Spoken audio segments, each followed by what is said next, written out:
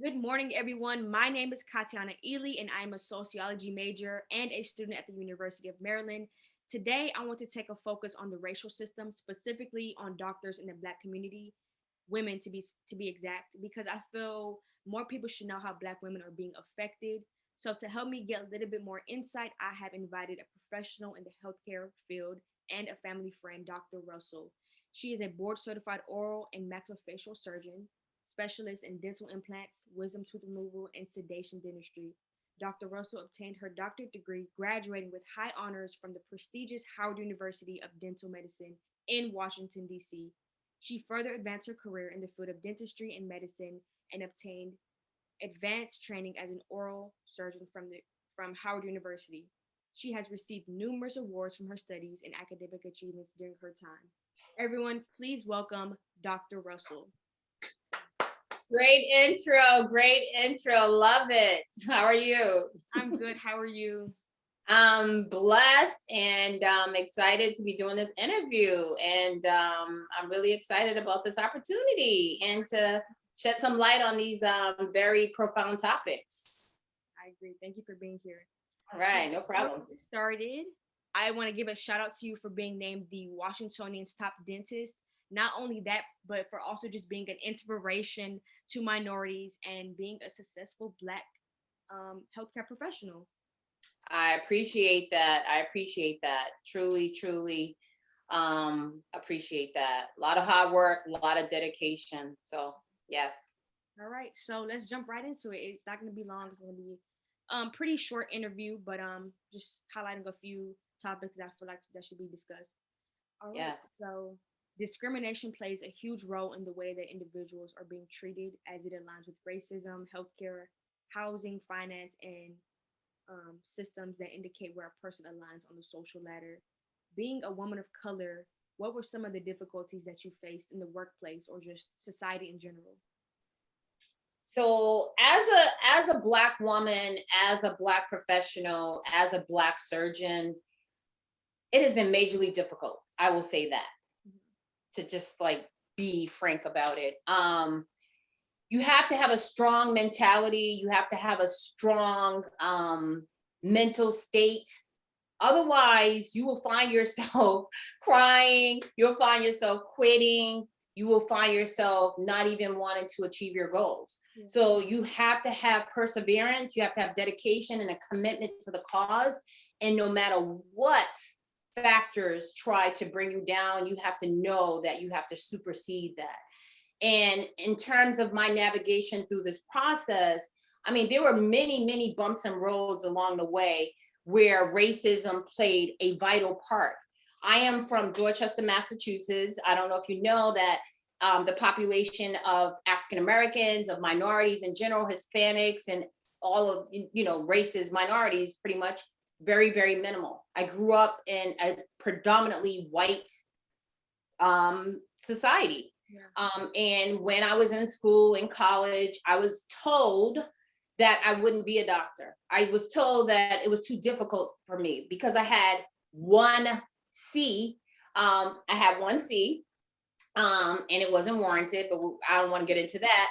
But I was told that I couldn't be a doctor because I had one C. And I started to believe this, and in Massachusetts, if you look at the data, there's not a lot of African American physicians in Massachusetts. So I always wanted to become a doctor. And I said, well, I'm not going to take that. So eventually we ended up moving to Maryland. And that's where I started to see all these Black professionals. I mean, I was a professional when we moved down here. My first degree, like I said, I got a BS in biology, I got a BS in nursing. And when I came down here, I wanted to pursue my education in medicine. And when I saw these Black professionals and I'm asking them, what do you do? And they're like, I'm a doctor, I'm a lawyer, I'm this, I'm that. I'm like, okay, I can do this. And then I started questioning them about their grades and things like that. So the point being made is that if I had listened to those individuals in Massachusetts, yes, in Massachusetts, I probably wouldn't be the person that I am today if I had believed them and not believed in myself. Yeah. So believing in yourself and surrounding yourself with individuals that are like-minded and like you sometimes can give you the extra strength or just the extra activation to go ahead and pursue your dream. But truly, truly, truly, that's just one example. But there were many along the way where impediments were placed in front of me. But as a strong woman, I got to thank my brothers. Yeah. Because growing up in the house as the only girl, they helped to toughen me up. Oh, for So, sure. that made it easy for me to fight back. So I'll just say that. I can imagine just growing up around, more men, it kind of just makes you more tougher, makes you more strong-minded. So I think that's good. Just being so fixated on what you wanted to accomplish. And I mean, look, it paid off. So Yeah. okay, so kind of similar to the first question, can you like speak a little bit about your time span of school, what you went through, and the amount of effort it took to attain the things that you have now? A lot of people look at, and I don't think I've achieved, and it's funny because everyone's level of success is different. Right. So for some people looking at me, they say, hey, you made it. My goals are even higher. So like for my husband, he's satisfied. I'm not. Yeah. But I will say, it took a lot of time and dedication. Of course, you got to graduate from high school to become an oral and maxillofacial surgeon. I took a different route. So typically you would have gone to 4 years of college and then 4 years of dental school and then 4 to 6 more years of oral and maxillofacial surgery training. That's the standard route. So after I got my BS in biology, which was a degree that I was going to use to go to medical school, I then went and pursued nursing as an aside because, I got a little off track. Everybody don't stay on track.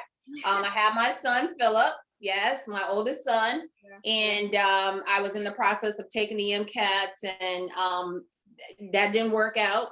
So I went to school and became a nurse.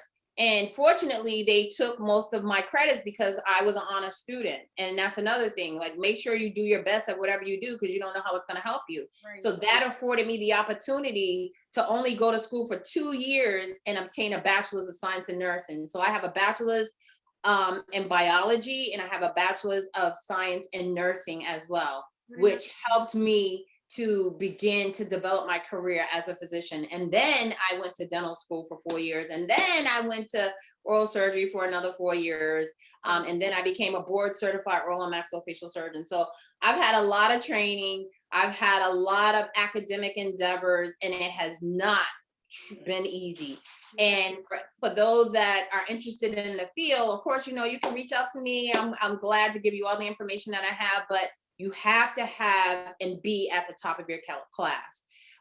You got to have all pretty much A's and B's, and you have to, just be a committed student. Okay. So going into that, off your point, do you think that, because most of the articles that I was reading in class, they were saying how getting your degree, you're 2 times as likely to get a better job. Do you think that is true? How do you feel about that? Oh, I definitely agree. Definitely agree 100%. And times are changing. I will say that. So we're in a different time. We're in a IT time. We're in a social media time. So the money that you guys can make now is different than the money that we make now. I would say like 20 years before you guys. But definitely having a career that affords you the ability to be able to work when you graduate will definitely stabilize your life. Okay. So when I graduated with my degree in biology, okay, what are you going to do with that? Even though you're a biologist, it's not even so much you can do. Are you going to study plants? Are you going to be working at, CVS? Like, are you going to do research? So a more directed career was when I got my nursing degree. So when I got my nursing degree and then I got my nursing license, immediately, I could apply for a job anywhere. I was wanted all over the world. Mm-hmm. So, and, I had a decent salary. I was making, $35 to $50 an hour, which to you guys now is nothing. But during that time, that $50 an hour, that's a lot of money. So I will say, careers like engineering, careers like a lawyer or a doctor or a nurse, typically those careers in the past have afforded you to be very well off and afforded you to have a career right outside of college. Yeah. But now those careers you know, people are taking different routes and there's different ways to make money. And I'm gonna be honest with you, I'm not just disencouraging anyone from pursuing a career in legal or medicine, but I will tell you, social media is definitely very, very profitable. I Yeah. should say that. Yes, and like you said, times definitely have changed. There's so many more ways to make money. I mean, Mhm, yeah, mhm. just But if you want to be guaranteed, some of the things I find about this new way of making money, though, it's not like guaranteed all the time. Like, yeah, you don't know, it's flexible. You know, one week you may make this much, another week you may make another amount, but you may make enough in that one time to like fix your life for a whole year or for life. yeah. So it can be life changing. But yes. That's the thing with social media. Like you never know. It's kind of just up in the air. You just kind of got to go with the flow. But Yeah, most definitely. okay. Do you believe that the environments that we live in, work in, and play in shape the outcome of one's success? Of course, most definitely. And no disrespect to anyone that grows up in areas that are like underprivileged, because I did. I grew up in those environments. And I will say that again, I go back to the mental. You have to have a plan. You have to have goals. So you have to have goals. And with those goals, you got to have a plan to navigate to get to the end point. But if you align yourself with people that are kind of just staying at the same level. They're just on top of the surface and they're just riding the wave. They're not jumping over the wave. They're not trying to get in the wave and they're not trying to go to a higher height. You will find yourself being stuck. You will find yourself being stuck because if I had the mentality of some of my friends, no disrespect, I love you guys, Yeah.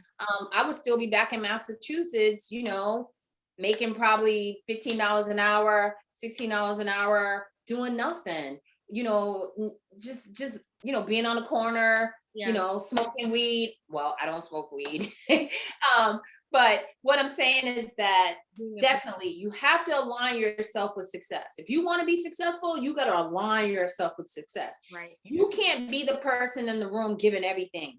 I do give back, I do give to other people, but I align myself with people that are doing better than me. So they motivate me to want to be better, to do better, and I'm learning. Yeah. You know, I have very successful friends, but you know, because of COVID, things have been limited, but I can learn a lot from them. And I'm in groups and groups where people are doing things and making real business moves, and you can learn from that. And so definitely society plays a major part in your success. Yeah. And you can't forget who you are and where you came from. You know, Yeah. you always got to remember that, you know, I always remember I'm African American and I have to do and be the best person at all times. I can't half step, because if I half step, that half step may cost me my license. It may cost me my career, Yeah. you know, and you can see what's happening in the media where certain people get certain types of accommodations and others don't.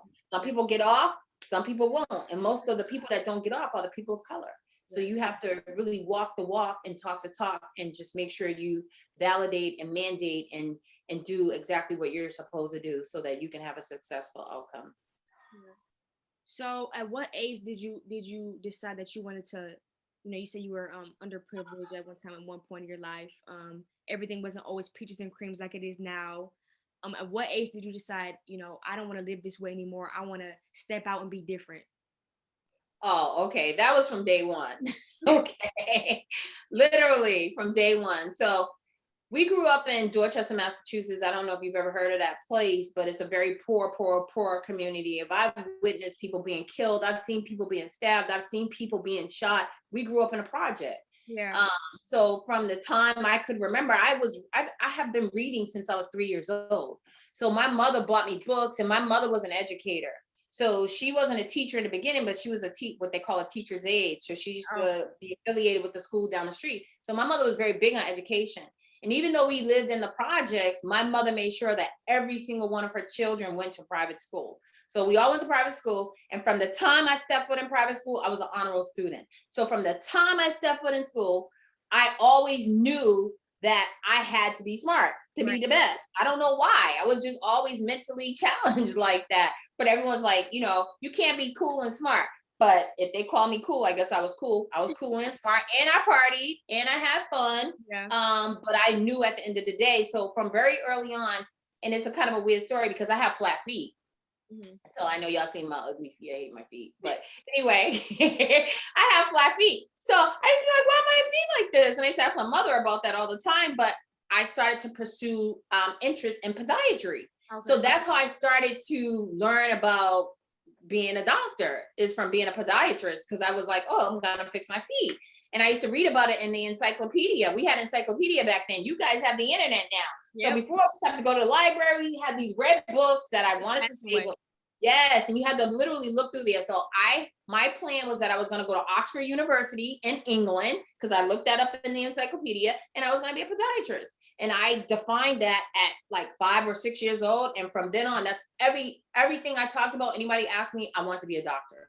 So that was established very, very, very, very young. And I knew I couldn't stay with the group, because I seen like what people were doing, people getting high, like hanging out, like just not even caring about their grades. Like, you got to care about your grades if you want to be successful. You got to at least get out of high school. Like, I know we do have all this social media and things like that, but you have to get out of high school. You have to. It all goes back to having that mentality and just having that self-control. Yeah, I know I'm like majorly off track here, but it's just, we're in a different time now. Yeah. We're in a different time, but yeah, I just feel like there's so many opportunities out there. Definitely. And for us as well. Especially being in the DMV, I would say. So let's see right here. Sociologist Ada Harvey Wingfield said that Black professionals, both men and women, are often assumed to be less capable and less qualified than their white counterparts. When you hear statements like these, do you think that it makes you more motivated to do better, or like what's your opinion about that? So when I hear statements like that, it validates what I go through on a day-to-day basis, because that is true. It's true. Those are stereotypes. Yeah. And so we have to prove the stereotypes to be wrong. And I will give you several examples of my counterparts. So I'm in a profession that is dominated by men, Right. and dominated by white men. This field is a white man's field. Dentistry is white men, and they know it. So now they're like offering all these different scholarships and things like that to try to attract minorities. And a lot of things that people perceive that they know just because of their skin color is sad. Yeah. It's sad. I've witnessed it even from our own people. So I have white friends that are doctors, and I've worked in practices with white physicians, and I'm not trying to be disrespectful, but people will automatically assume that they know more than you. Yeah. And that's not the case. I'm an honor roll student. I graduated at the top of my class. Yep. I'm Washingtonian's top dentist. You don't get that just by not knowing. You don't get that by not knowing. You don't graduate with honors. You don't become a board certified surgeon by not knowing. And another thing, a lot of doctors are not board certified because they can't pass the exam. Okay. And so remember, this profession is male dominated, right? So, and white dominated. So who's the bulk of the people that's not passing the exam? Right. It's them. And I'm sorry, I didn't mean to cut you off. Oh, go ahead. No. Yeah, but I was gonna say, just to like end that point, you always just gotta be better, do better. And yes, it will motivate you to be the best if you care. If you don't care, then you won't do better. If you buy into the stereotypes, then you'll fit that stereotype. I'm always going to accelerate. I'm always going to beat the odds. Like I'm always going to stand up for my people. I'm always going to stand up for Black women. I'm always going to stand up for hard work. And that's how you come out as a winner. Like people look at me, and I don't have any shame in my game. I have a student right now. It's actually Masai's friend. I don't want to say her name, but she's working in my office. So she was like, wow, you work hard. Like, so when I put on a Fendi dress, or if I want to buy one and I want to wear a Chanel purse, I work for that. Yeah, no one's giving me anything. I work for every single penny. Yeah. And another thing, I don't feel like I have to give it away to people that don't want to work hard. Yeah. Like, I don't mind sharing my assets. I don't mind sharing my knowledge with people that have a commitment and a dedication to hard work.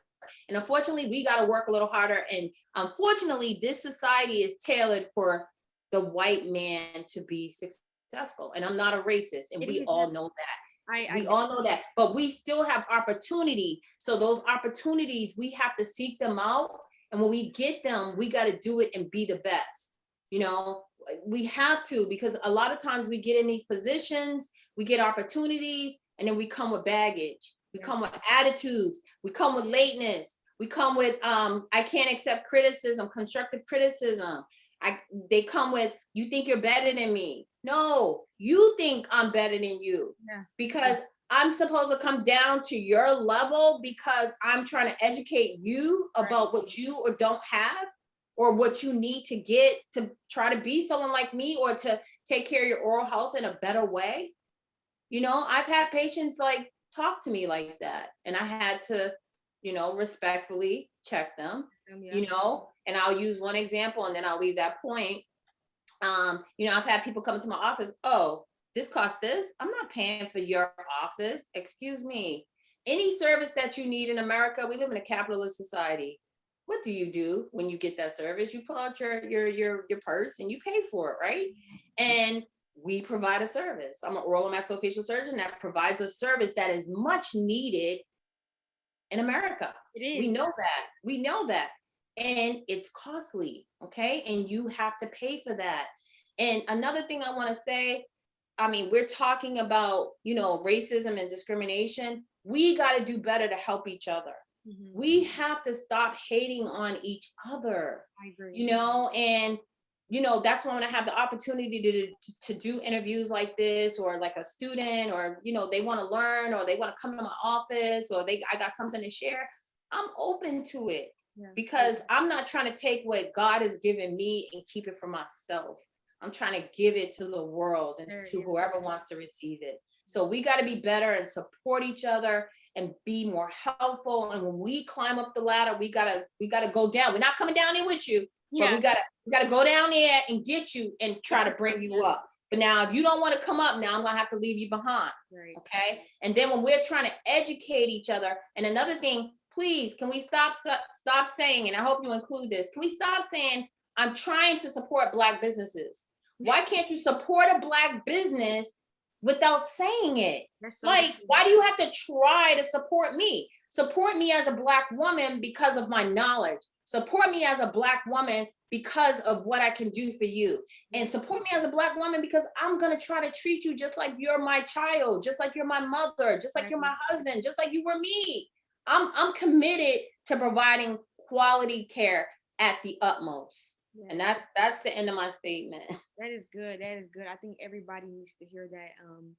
You know, I just think that's great insight. You definitely help expand my knowledge. So I know you help people in my class watching. So that concludes our interview today.